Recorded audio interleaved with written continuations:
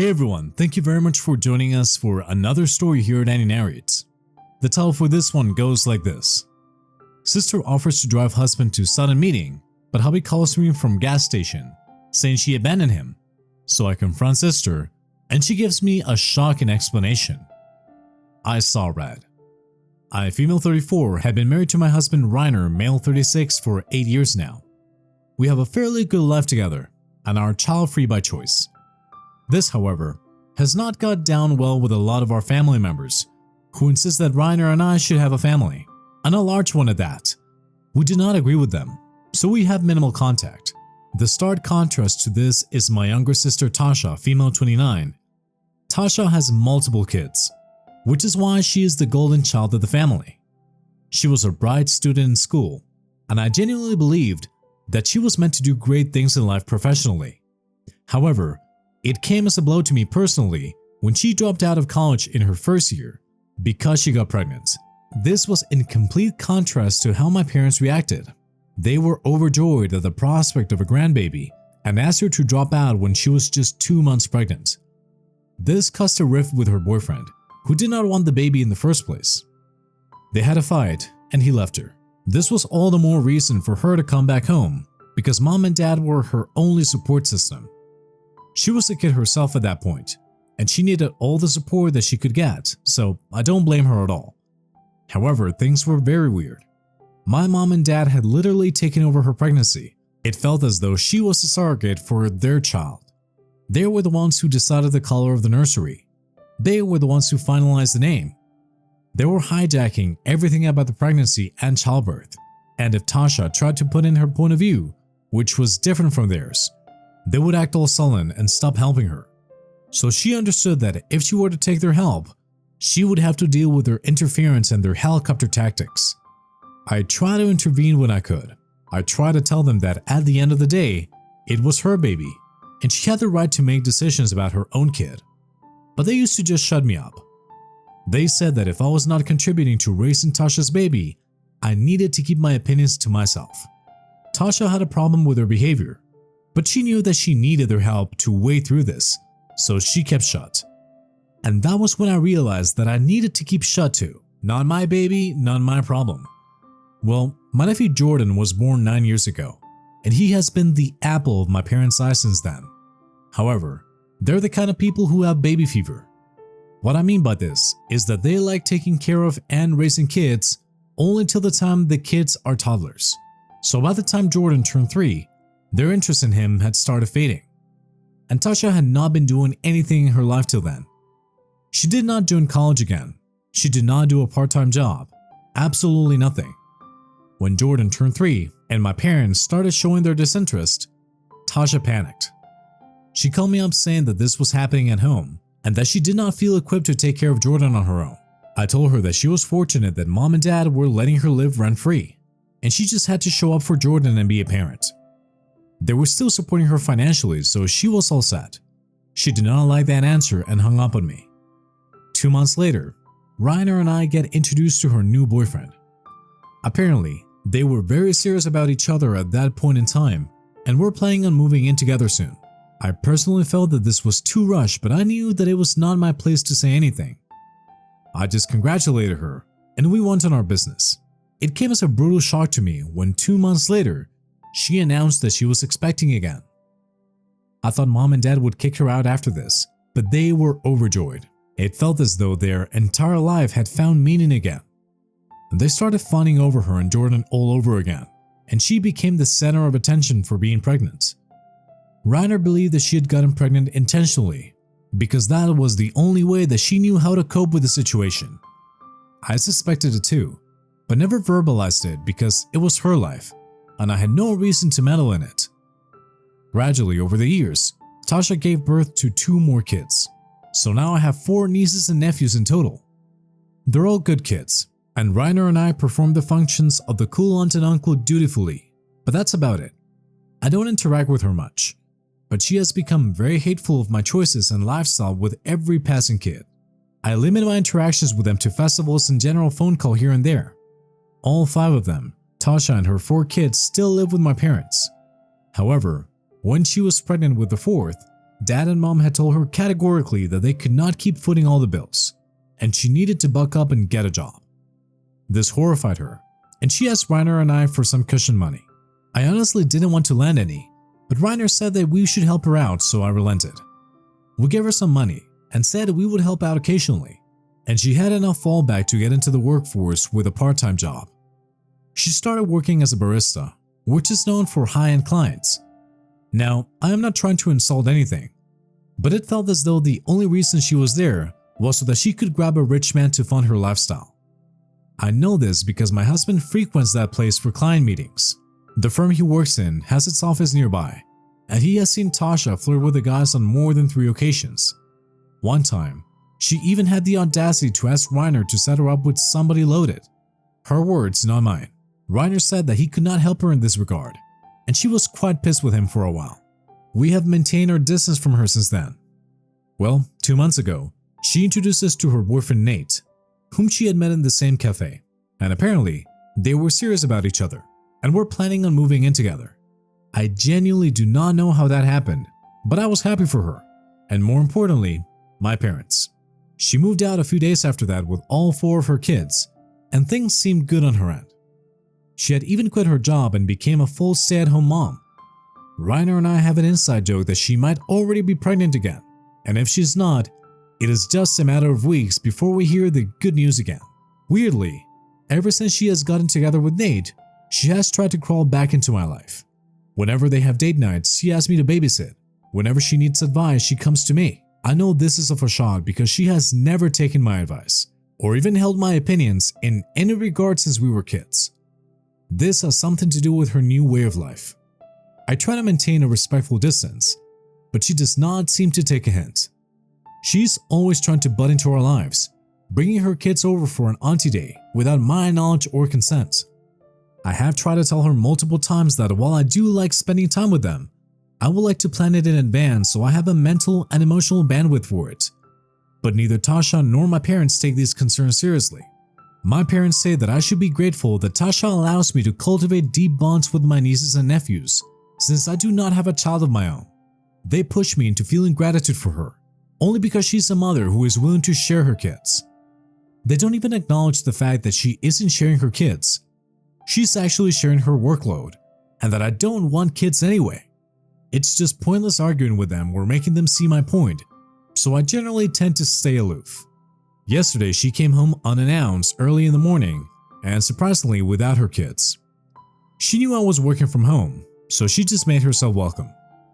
I was a little stunned to see no kids in tow, and I thought that for once, she had the decency to be respectful to my wishes. Well, she said that she had come because she wanted to help me out with some daily chores, because I had been there for her when she needed me. I didn't buy it, to be honest, but I decided to go with it because why the hell not? She helped me make breakfast for Riner. It was a busy morning because Riner was jittery about some meeting he had to crack, and he can be a handful when he's nervous, so I was happy for the help.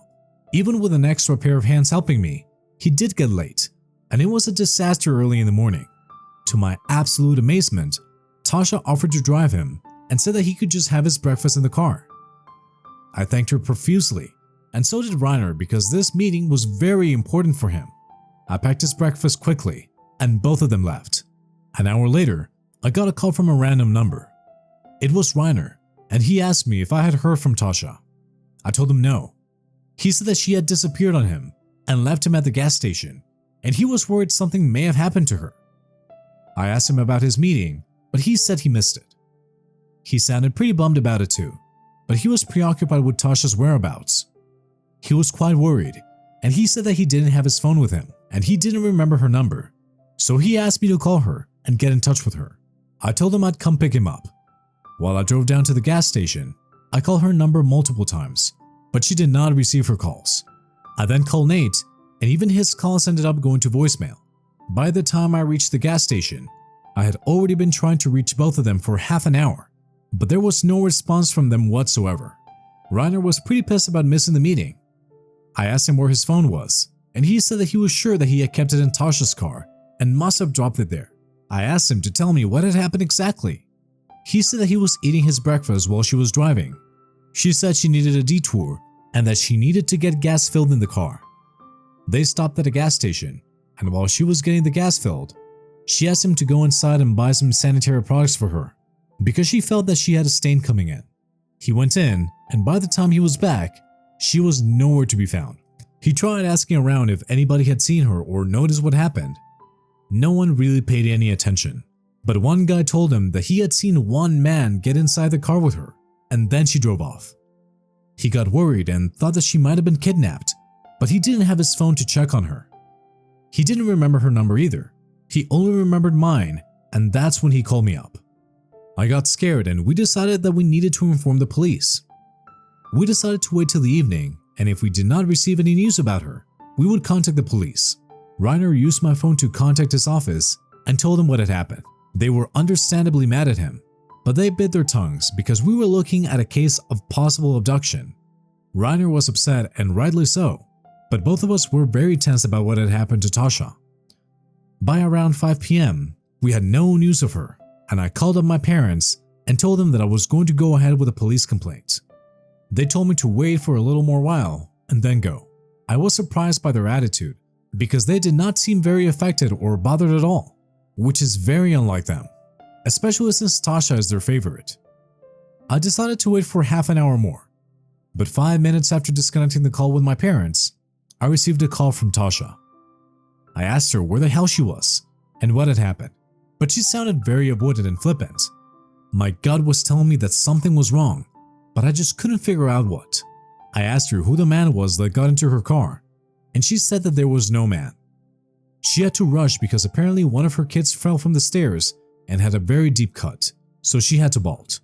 I told her that while I understood that it was important for her to be there for her kid, she had willingly taken the responsibility to drive Riner to the office, and she needed to be mindful of that. She had left him stranded in the middle of nowhere without a phone and without transportation. I told her that it would have taken Riner only 2 minutes to come out and that she could have left after that. She cussed me out, saying that since I'm not a mother, I wouldn't know what it feels like to have a kid who is hurt and all alone. I disconnected the call, and while I got her point, I was too mad to feel sorry for her. She could have at least informed us because we were worried sick. Anyway, I told Riner that I had spoken to Tasha and that her kid was sick. However, something still didn't feel right. I had a nagging feeling that she was lying to me about this, and today, my suspicions were confirmed. My parents started posting congratulatory messages on our group, randomly out of the blue. When I asked her what they were congratulating her for, Mom and Dad deleted the messages, and the group went radio silent. This is when Riner comes to me and tells me that some other guy from a rival firm got the client and the deal that he had a meeting with, the one that he had missed. And when I heard who this other guy was, everything suddenly started making sense. Nate was the guy who got the deal. I was furious. Riner was heartbroken, and I couldn't help but blame myself for it. It was a horrible situation. My own sister had set me and my husband up so that her boyfriend could back a deal Riner had been working on for months. I called her up and started screaming into the phone. I called her every name under the sun and told her that she was never welcome in my house ever again and that there was no relationship between me and her anymore. She tried to act innocent, saying that she did not know it was the same deal and whatnot, but I disconnected her call and blocked her. My parents have since called me and messaged me, saying that I'm being a selfish B-word and I should celebrate the fact that Nate and Tasha are getting successful. I have not received a single call or responded to their messages. I don't want anything to do with my family anymore. My only duty right now is towards my husband, who has done nothing wrong and was screwed because of Tasha. I did not think that I would be updating again, but a lot has happened in the past week. I have had no contact with my family, and Riner has been despondent. I asked him if there was anything that he could do about the deal now, but he said that nothing could be done since he didn't show up. I didn't know what was happening behind the scenes, but Tasha called me from an unknown number and threatened to stop Riner from escalating the matter. I did not even respond and cut the call. When Riner came home from work, I told him about Tasha's call. That is when he told me that there was a possibility he would get the chance to present again. He said that the day after the meeting, he went into the office and told them everything. He said that he did so because he did not want to deflect responsibility and wanted to be transparent about everything. His boss was annoyed at him but didn't say much. However, the management escalated the issue and he had no news about it. So much so that the client has apparently not signed the papers that will officially give the deal to Nate. And now Nate and his firm are inquiring about why there is a delay. There is some corporate confusion, but it is likely that Nate will end up not getting the deal, whether or not Riner gets it. This is what has pissed Tasha off, and hence her call. I'm not going to respond to her anyway, but I feel satisfied knowing that Nate is not going to get everything handed to him. The entire family is a mess. Nate did not get the deal, and he is now facing some kind of an inquiry at work because word got out that he used his proximity with his rival to engage in unethical conduct, and he's mad. I know all this because my dad called me and said that Tasha and Nate were having issues, and it was my duty to sort that out because of my role in Nate's inquiry. I asked him where his concern for Riner was when Tasha and Nate were the ones screwing his life. He said that was different, and Tasha needed Nate to survive. I told him to go to hell and to never call me again. He sighed and said that he did not raise a selfish child and did not know where I got this from.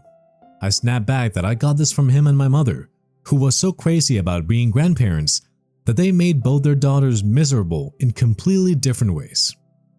I hadn't told Riner about any of this because I did not want to stress him out more. He was already upset about losing out that deal, and I did not want to involve him in a family drama that did not involve him at all. Tasha has been trying to call me. She's blocked, but I still get notifications, and I know that she's desperate either for an intervention or for some sort of help. Too bad, because she's going to get neither from me. An hour ago, Mom called me up and said Nate has thrown Tasha and the kids out of the house and that she needed a place to stay. I wished her the best of luck and said that she would now lie in the grave that she dug for herself. She was the one who babied Tasha and indirectly egged her to have kids, and now she had to take responsibility for what she had done. She said that I knew that she and Dad were getting old and that I should step up and take responsibility because I caused this effed up for her.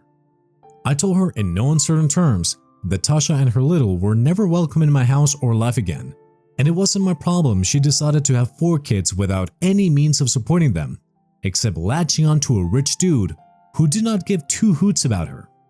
My mom was by this point practically in tears, begging me to help her out, because they do not have the space and money to take her in at this point, and they enjoy living alone and not cleaning up after her kids. I told her that was her problem to solve, because she was the one who was desperate to be a grandparent to 500,000 kids, and I cut the call. I'm sure that this is not over, and they're going to come to me begging me for scraps and help. I want to block every single member of my family, because I don't want to feel pressured into helping her. And I know they will use every tactic under the sun to manipulate me into getting her out of this mess. Small update. Riner got another shot at the presentation. The clients revoked the deal with the firm Nate has been working for, and Nate might just be fired because this has come at a huge blow to them. Nate is obviously furious and wants nothing to do with Tasha. Tasha is devastated because at this point she's homeless, and much to her disappointment she isn't pregnant. She had hoped that she would get pregnant again by this time and was really counting on it because if she did get pregnant, Nate would have to give child support, and this would have helped her out. Unfortunately for her, this did not happen, and she's on her own. Last I knew, she had moved in with my parents again, but Dad had put his foot down and said that she would have to work and contribute to utilities and rent if she wanted them to babysit for her. Alternatively, she could use her money to look for a babysitter and not contribute to utilities and rent. I think she's going to go for the no babysitter option, which means almost all of her paycheck will go into affording groceries for 5 people. She tried to strong-arm Dad into letting her go to college to get a degree, but he said that he would not be taking care of 4 kids for her while she studied and lived on their dime. She has doomed herself, but the only thing she knows is to blame others for what happened. Me for not helping her when I had the money, Riner for snitching, Nate for abandoning her, and our parents for not helping her enough. Her entitlement would be the death of her, but I do not care, because I have distanced myself from all of them for all times to come. They are free to rot for all I care. They deserve every single thing that is happening to them. And that was it for today's story. Thank you very much for listening. Smash that like button for me and subscribe for more stories. Thanks again. We'll be seeing you in the next one.